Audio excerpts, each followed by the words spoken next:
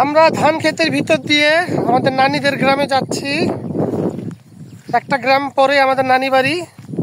তো আমরা রাস্তা দিয়ে না এসে ধান ক্ষেত দিয়ে আসতেছি, ধান ক্ষেতের আইল দিয়ে। আসো সাইফা, তোমার ভাবিকে নিয়ে আসো।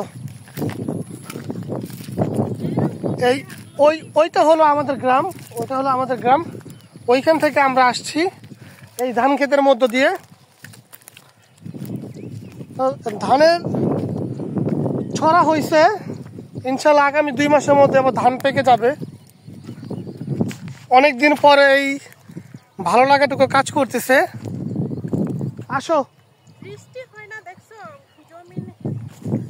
না, বৃষ্টি হলে এই জমিতে হলো আপনার পাট বুনবে, পাট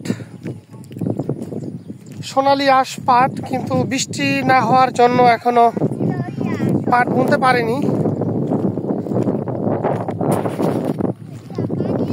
তো সত্যি আসলে শুধু আমার গ্রাম না, প্রত্যেকটা গ্রামই খুব সুন্দর, গ্রামীণ পরিবেশই খুব সুন্দর।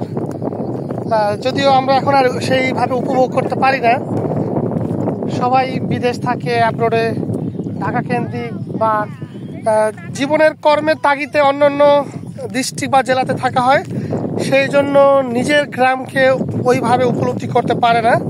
কিন্তু এবার কিন্তু ঈদের ছুটিটা বেশ ভালো ছিল।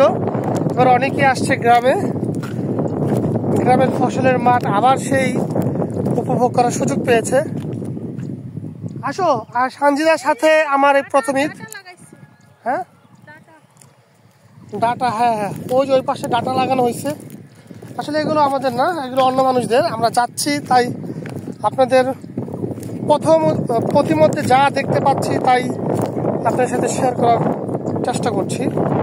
আর সানজিদার সাথে আমার গ্রামে এই প্রথম ঈদ। আসো। তাই তোমার ভালো লাগা বলো, কেমন লাগতেছে? হ্যাঁ হ্যাঁ, তার নাকি গ্রাম অনেক ভালো লাগে। ভাবতেছি তাকে রেখে চলে যাবো এবার। সে অলরেডি বলছে ঠিক আছে তুমি ঢাকা চলে যাও, আমি থাকি।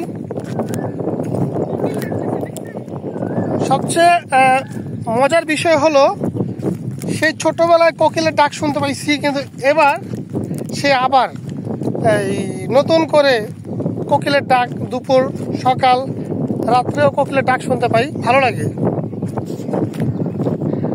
তো কার কার এলাকায় এরকম গ্রামীণ মাঠ বা এরকম গ্রাম আছে জানাবেন। আলহামদুলিল্লাহ আমাদের গ্রামটা খুবই সুন্দর। আজকে রোদের তাপমাত্রা খুবই কম, বাতাসটার পরিমাণ বেশি, এই জন্য ভালো লাগতেছে। হ্যাঁ আসো।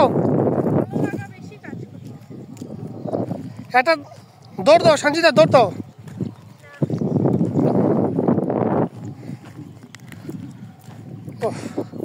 আমরা চলে আসছি আমার নানি বাড়ি। আমার নানি বাড়ি হলো যে ওইটা আমার নানি বাড়ি। গাছের জন্য দেখা যাচ্ছে না, মানে গাছের ওই পারে, এটা আমার নানি বাড়ি।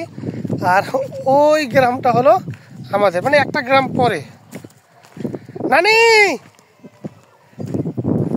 আইয়া পড়ছি,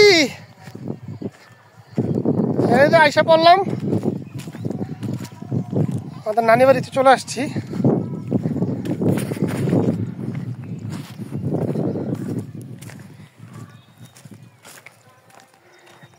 এটা আমাদের নানি বাড়ি, আর আমার নানি অপেক্ষা করতেছে আমাদের জন্য। তো আমরা আসতেছি, যদিও বলে আসিনি, সারপ্রাইজ, কিন্তু নানি আমাদের দেখে ফেলছে।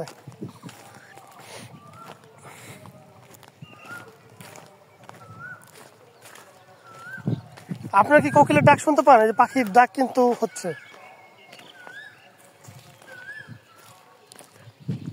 আমরা নানি বাড়িতে চলে এসেছি, ইনশাল্লাহ দেখা হবে আর অন্য একটি ব্লগে। আল্লাহ হাফেজ।